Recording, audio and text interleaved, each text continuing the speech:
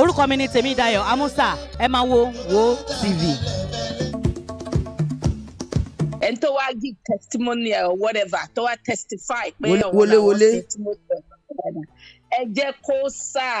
Àwọn tó máa ṣàṣìpọ̀ akọ̀nyọ̀ra wà lẹ́nu ni àwọn tó máa ṣàṣìpọ̀ doctor tó ní wọ́n sick téèyàn méje sick lójijì òun náà sì máa wá sọ irú sickness torí lára wọn tó dẹ̀ pé wọn treat wọn fún wọn ní any treatment all of a sudden wọ́n dẹ̀ wà okay ìyẹn wà ń bẹ̀ doctor tó tún gbé another autopsy jáde òun náà wà ń bẹ̀ so gbogbo àwọn tó máa ṣàṣìpọ̀ rẹpẹtẹ ṣe mọ̀ bí kíní bí bàbá wo ó dà pé mi ò mọrú ẹ̀dá tọ́lọ́run dá yín àkàndá èèyàn nìyí ẹ ti sọ kíní yìí pé bàbá ṣe ń gbé ìgbésẹ̀ kankan ní àṣírí máa tú bá àṣírí yẹn ṣe ń tú ni wọ́n ń fẹsẹ̀ fẹ́ kí ló dé tán ṣe ń fẹsẹ̀ fẹ́ ṣe rí bá àbá rí wọn mú pé wọ́n sá lásán is enough evidence because kí ló ń lé wọn gbà tí ò ṣeégún lẹ́yìn yín tẹ̀dẹ̀ ń fẹsẹ̀ fẹ́ so obviously ó mì pé wọ́n ní nǹkan kan ṣe pẹ̀lú ẹjọ́ tó wà lẹ́yìn ni so any one of them tó bá fẹ́ sá ibikíbi tán bá rí kàn máa sá lọ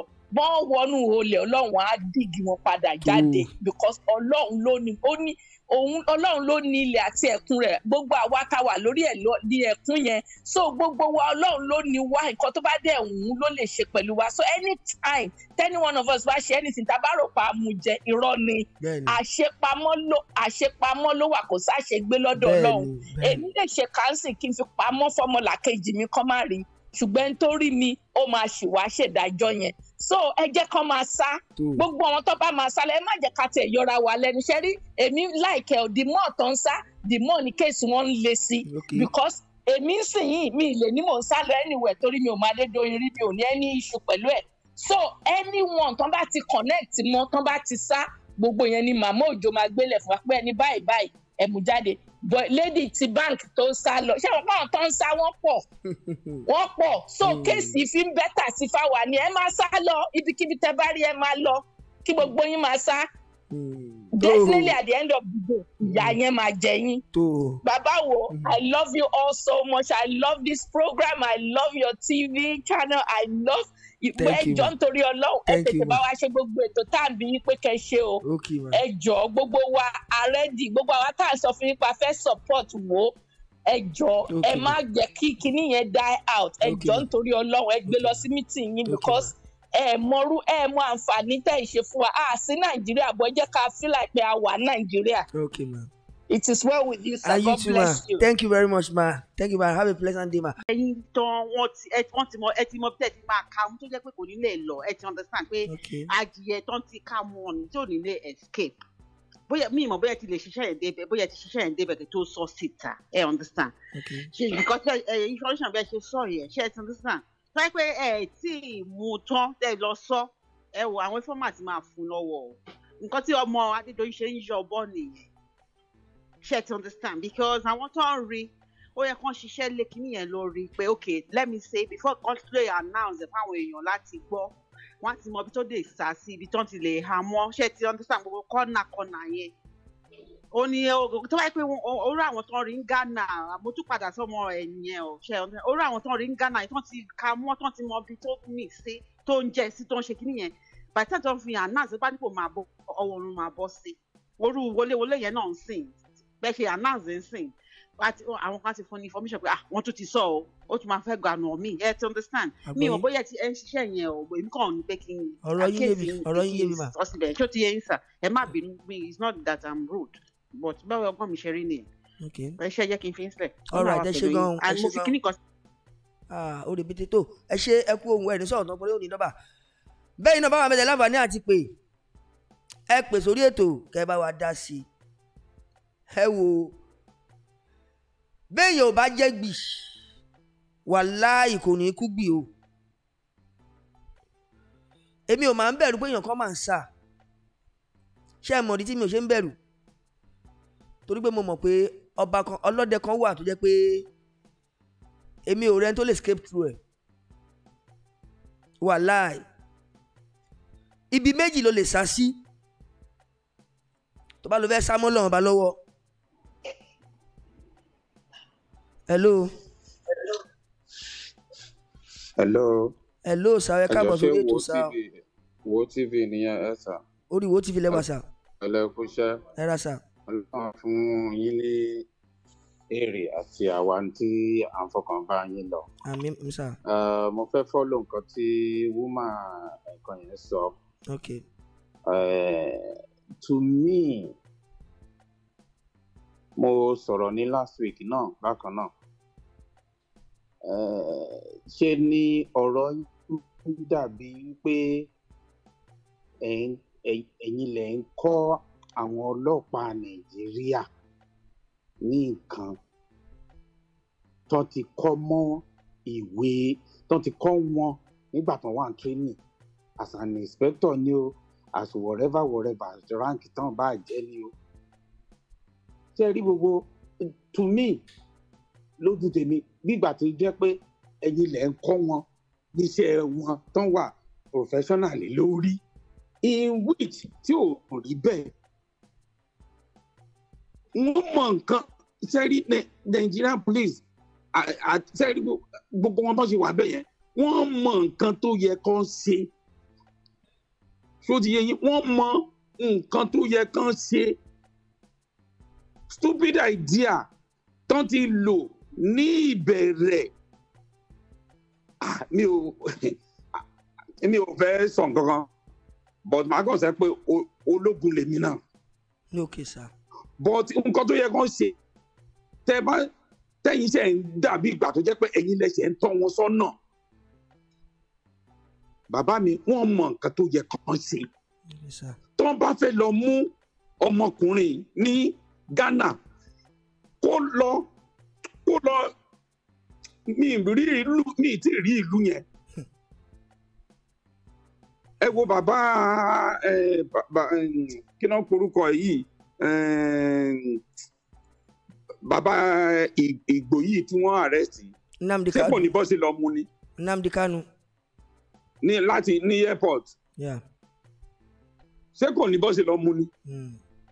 Ìgbà tó wá lọ́jọ́ ìyànà nígbà tẹ́ tó bẹ̀rẹ̀ tó dé police station tó ń bi léèrè ọ̀rọ̀ ó lọ lọ ṣe kinní kan ìgbà yẹn ni ó ti yẹ kí àwọn police fẹ́ rí gbogbo àwọn police tó wà ní duty ní ọjọ́ yẹn ó yẹ kó gbé gbogbo wọn dànù.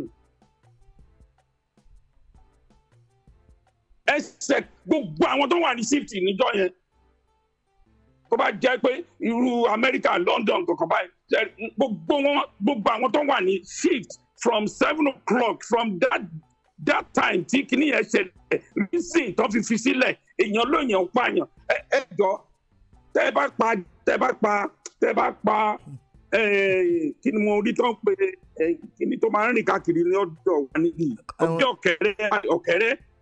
ọ̀kẹ́rẹ́ ó máa pọ́n igi ẹ máa wò báyìí á tún dúró wájú yín gan tẹ́ bá pa wàhálà gbọ́dọ̀ move an inch níbẹ̀ tí police máa fi wá bá yín ká máa àti sọ pé èèyàn.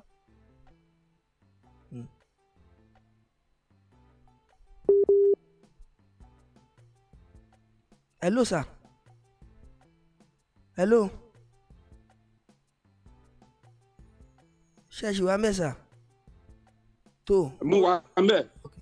Mo ń gbọ́ yín sà. Tó yẹ yín sìn ó yẹ àti gbogbo àwọn ọlọ́pàá yẹn reason tó fi sílẹ̀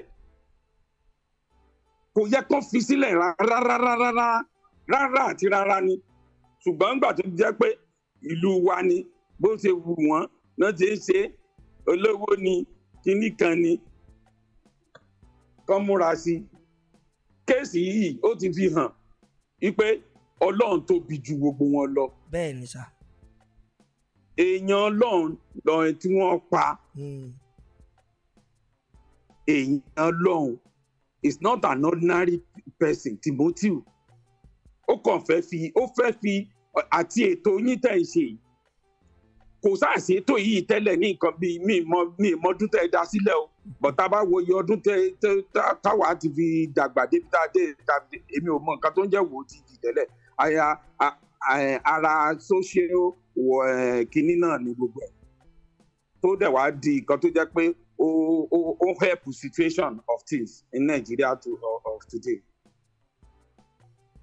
Gbogbo àwọn ọlọ́pàá àjọ yẹn tó ń wà ní síìtì ìjọ yẹn nígbà tẹ́mi sì ń ṣiṣẹ́ ogun bí ọ̀rọ̀ bàbá gbàgede tá lóun nígbà tó ń wà ní tó ń ṣiṣẹ́ prison bẹ́ẹ̀ gẹ́lẹ́ lọ́rọ̀ tèmi náà ṣe rí. Gbogbo eléyìí tó ń ṣe yẹn irọ́ ní gbogbo àwọn ọlọ́pàá yẹn ń pa irọ́ wọn improve Nàìjíríà wọ́n ń dojú tì wá lókèèrè wọ́n ń dojú tì wá wọ́n ṣe bí Tom and Jerry àwọn adójútì ni gbogbo àwọn èèyàn tó ń pè káàkiri gbogbo ìlú ṣé wọn òpònú náà pè wọ́n ni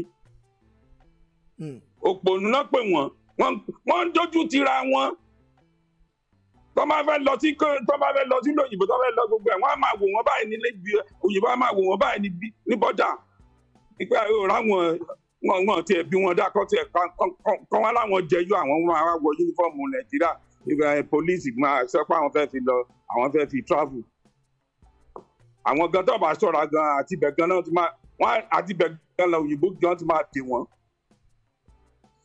pé àwọn tó ń lóòótọ́ lẹ́nu. So there is very kò sọmọdé gbogbo àwọn àgbàlagbà àwọn èèyàn tó ń pè kò wọ́n sọmọdé kò sẹ́ni kankan tó jókòó nù èèyàn wá rìpọ́ọ̀tù kankan fún yín tẹ̀bí láyà ní èwo tiẹ̀ láyà láti ẹ̀jẹ̀ sọ pé ayé àtijọ́ tí ẹni kèsì bá ṣẹlẹ̀ ní anywhere nínú ilé ẹnìkan tàbí kankan ní Nàìjíríà láyé ìgbà tán sì ń ṣiṣẹ́ wọn níṣẹ́ gbogbo sẹ́yìn mẹ́wàá lẹ wà ní àràdì yẹn ní táàmù yẹn wọ́n máa kó gbogbo yín ni nígbà tẹ́mi sì wà kékeré at least mo ṣe experience kan ìjà kan tó ṣẹlẹ̀ nítòsí àdúgbò wọ́n kó everybody ní wọ́n ní police Nàìjíríà náà kó lọ lọ́sẹ̀ lọ ń bẹ́ẹ̀lì wọn about 15 àtẹni tó mọwọ́ àtẹni tí ò mẹsẹ̀ àtẹni tí ò ṣe èèyàn wá lórí láyà ó wá sọ fún yín pé nǹkan báyìí ó tún wá jẹ́ ní òtẹ́ẹ̀lì bàbá ẹ̀ ìgbà yẹn lẹ́sẹ̀ wá sílẹ̀ ó wá sá lọ ó ti lọ Ísírẹ́lì o ó ti lọ Mẹ́kà o ó ti lọ Ghana o àtijọ́ ìtẹ́ tí ń sọ náà wọ́n jókòó síbẹ̀ wọ́n dẹ̀ pera wọn lámòfin ẹ̀dẹ̀ ń fi ṣe kéèsì wọ́n jókòó síbẹ̀ wọn tí ìmọ̀ bọ́ ṣe máa kọ official letter to go to send it to Ghana ok ìjọba Ghana tẹ bá bá rẹ ní báyìí ẹ bá àwọn mú jáde òun ni mo ṣe sọ pé wọ́n mọ nǹkan tó ń ṣe owó ẹ̀jẹ̀ kan ti gbà náà ló ń bá wọn káàkiri ó dàbọ̀ bàbá mi. ẹ ṣe gan ẹ kú ohun sáwẹ ní sọ̀rọ̀ tó ọpọlọ yóò sì ní dọ́bà.